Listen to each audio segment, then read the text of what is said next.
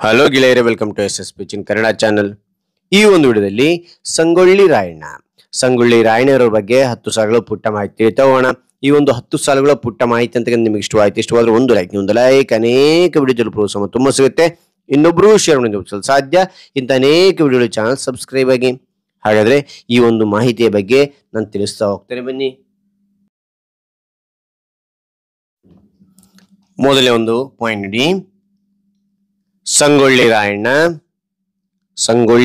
ರಾಯಣ್ಣ ಕರ್ನಾಟಕದ ಒಬ್ಬ ಪ್ರಸಿದ್ಧ ಸ್ವಾತಂತ್ರ್ಯ ಹೋರಾಟಗಾರರಾಗಿದ್ದರು. ಸಂಗೊಳ್ಳಿ ರಾಯಣ್ಣ ಕರ್ನಾಟಕದ ಒಬ್ಬ ಪ್ರಸಿದ್ಧ ಸ್ವಾತಂತ್ರ್ಯ ಹೋರಾಟಗಾರರಾಗಿದ್ದರು. ಸ್ವಾತಂತ್ರ್ಯ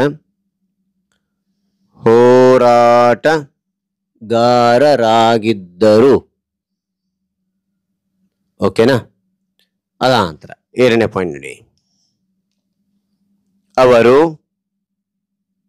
ಕಿತ್ತೂರು ಸಂಸ್ಥಾನದ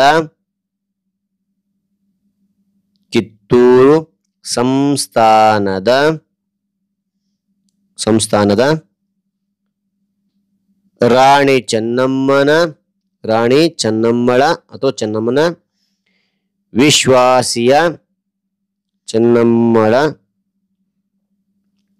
ವಿಶ್ವಾಸಿಯ ಸೇನಾ ನಾಯಕರಾಗಿದ್ದರು.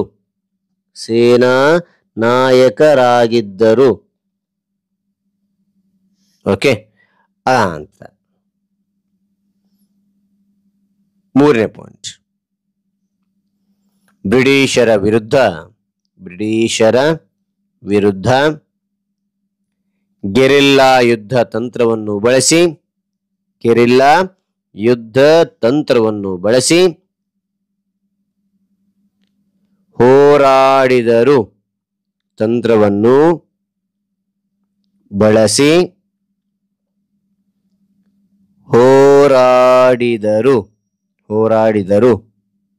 ಓಕೆ, ಅದಾದ ನಂತರ ನಾಲ್ಕನೇ ಪಾಯಿಂಟ್. ಕಿತ್ತೂರಿನ ಸ್ವಾತಂತ್ರ್ಯಕ್ಕಾಗಿ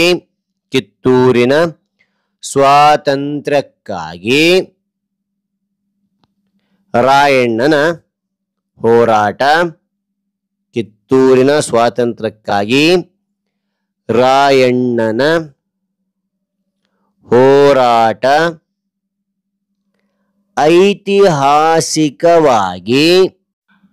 ಐತಿಹಾಸಿಕವಾಗಿ ಮಹತ್ವದ್ದಾಗಿದೆ. ಮೊದಲಿನ ನೋಡಿ.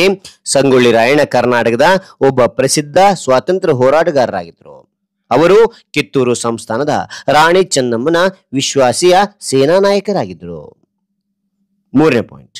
ಬ್ರಿಟಿಷರ ವಿರುದ್ಧ ಗೆರಿಲ್ಲಾ ಯುದ್ಧ ತಂತ್ರವನ್ನು ಬಳಸಿ ಹೋರಾಡಿದರು. ನಾಲ್ಕನೇ ಪಾಯಿಂಟ್. ಕಿತ್ತೂರಿನ ಸ್ವಾತಂತ್ರ್ಯಕ್ಕಾಗಿ ರಾಯಣ್ಣನ ಹೋರಾಟ ಐತಿಹಾಸಿಕವಾಗಿ ಮಹತ್ವದ್ದಾಗಿದೆ. ಐದನೇ ಪಾಯಿಂಟ್ ನೋಡಿ. ಅವರು ಶೌರ್ಯ ಮತ್ತು ದೇಶಭಕ್ತಿಯ ಸಂಕೇತವಾಗಿ ಗುರುತಿಸಲ್ಪಟ್ಟಿದ್ದಾರೆ. ಆರನೇ ಪಾಯಿಂಟ್. ಬ್ರಿಟಿಷರಿಂದ ಸೆರೆ ಸಿಕ್ಕಿದ ನಂತರ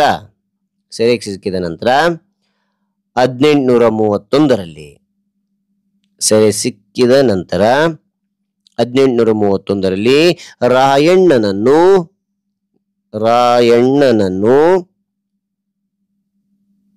ಗಲ್ಲಿಗೇರಿಸಲಾಯಿತು.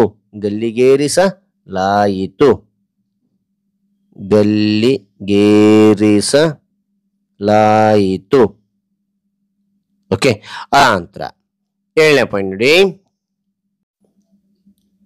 ಅವರ ಧೈರ್ಯದ ಕಥೆಗಳು ಕನ್ನಡ ಸಾಹಿತ್ಯ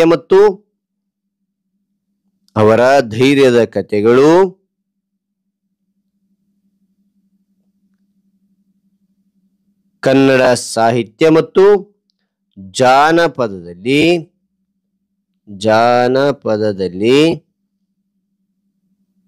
ಜೀವಂತವಾಗಿವೆ, ಜೀವಂತವಾಗಿದೆ. ಮತ್ತು ನೋಡಿ, ಅವರ ಧೈರ್ಯದ ಕಥೆಗಳು ಕನ್ನಡ ಸಾಹಿತ್ಯ ಮತ್ತು ಜಾನಪದದಲ್ಲಿ ಜೀವಂತವಾಗಿದೆ.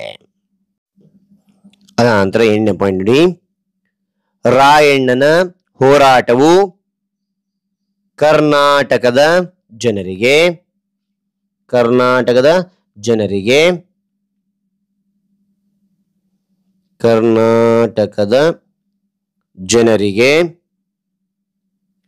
ಸ್ಫೂರ್ತಿಯ ಮೂಲವಾಗಿದೆ.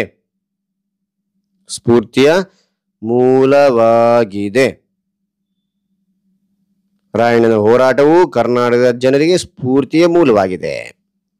ನಂತರ 9ನೇ ಪಾಯಿಂಟ್ ನೋಡಿ, ಅವರ ಜನ್ಮಸ್ಥಳ ಸಂಗೊಳ್ಳಿಯು ಇಂದಿಗೂ ಯಾತ್ರಾ ಸ್ಥಳವಾಗಿದೆ.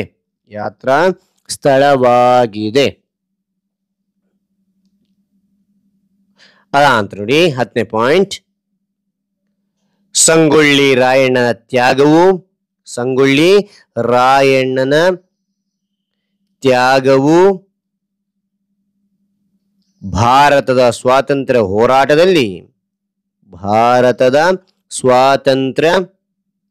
ಹೋರಾಟದಲ್ಲಿ ಅಮರವಾಗಿದೆ. ಓಕೆನಾ? ರೈಟ್. ಹಾಗಾದ್ರೆ ಈ ಒಂದು ಮಾಹಿತಿ ಅಂತಕ್ಕಂಥ ಇಷ್ಟವಾದ್ರೆ ಒಂದು ಲೈಕ್, ಅನೇಕ ವಿಡಿಯೋ ಪ್ರೋತ್ಸಾಹ ತುಂಬಾ ಸಿಗುತ್ತೆ. ಇನ್ನೊಬ್ರು ಶೇರ್ ಮಾಡಿ ಸಾಧ್ಯ. ಇಂಥ ಅನೇಕ ವಿಡಿಯೋಗಳ ಚಾನಲ್ ಸಬ್ಸ್ಕ್ರೈಬ್ ಆಗಿ ಮತ್ತೊಂದು ಹೊಸ ವಿಷಯದೊಂದಿಗೆ ಮತ್ತೊಂದು ಹೊಸ ವಿಡಿಯೋದಲ್ಲಿ ಭೇಟಿ ಆಗೋಣ. Thank you for watching. Bye ಮಕ್ಕಳೇ.